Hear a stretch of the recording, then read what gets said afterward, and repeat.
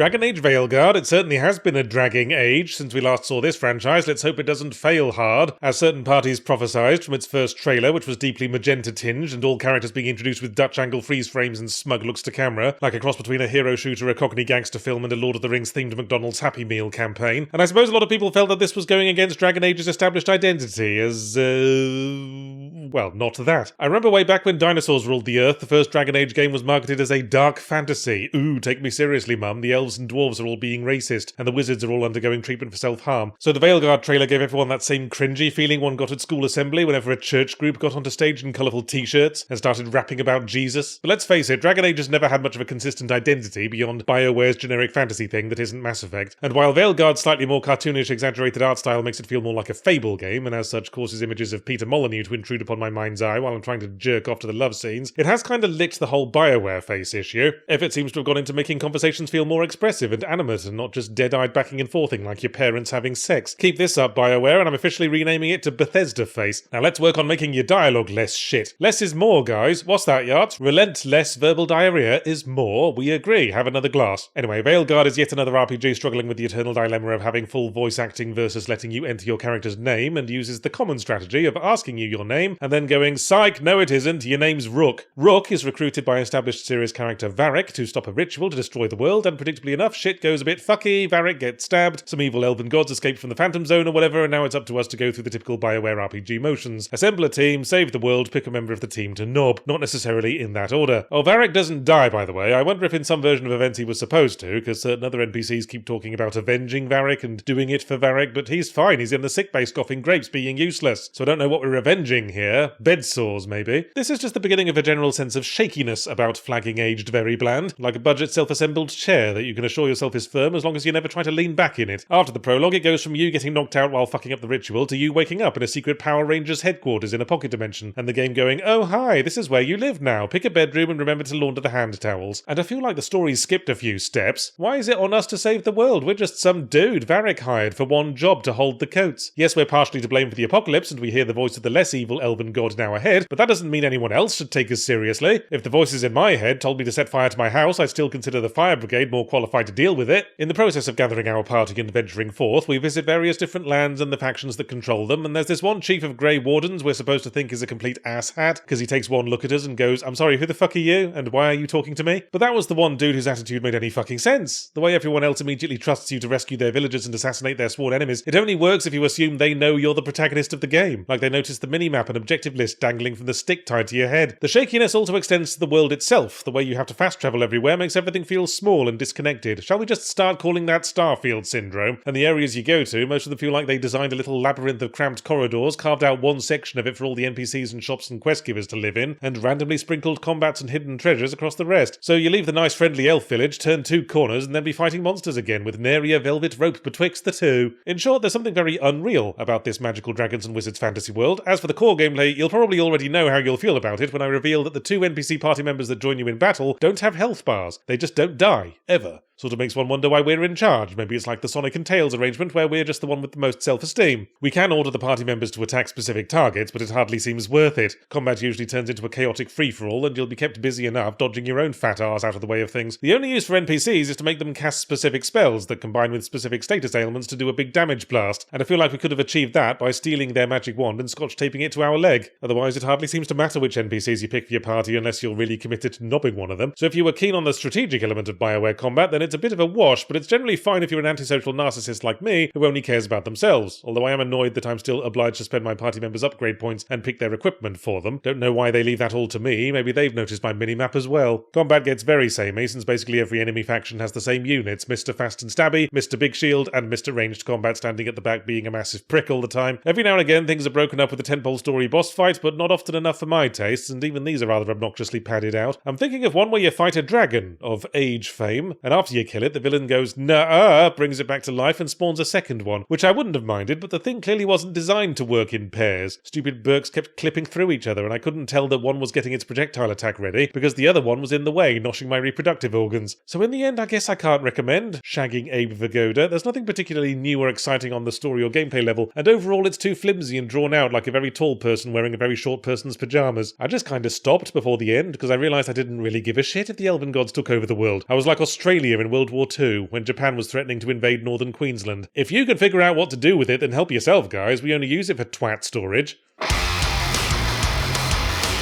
Today's credits monologue is meant solely for Second Wind Patreon subscribers. Everyone else, bugger off, okay? Go watch Unpacked or something. Have they gone? Right, I just want to say, on the eve of Second Wind's second full year as a YouTube channel, just how grateful I am to all of you for making this happen. Your generous monthly donations are what fuel the engine of this crazy ride we're on, and you're all quite good looking and fundamentally better human beings than all those selfish freeloading bastards. Yeah, I know you heard me, non-Patreon subscribers. That'll teach you to do as you're told, won't it?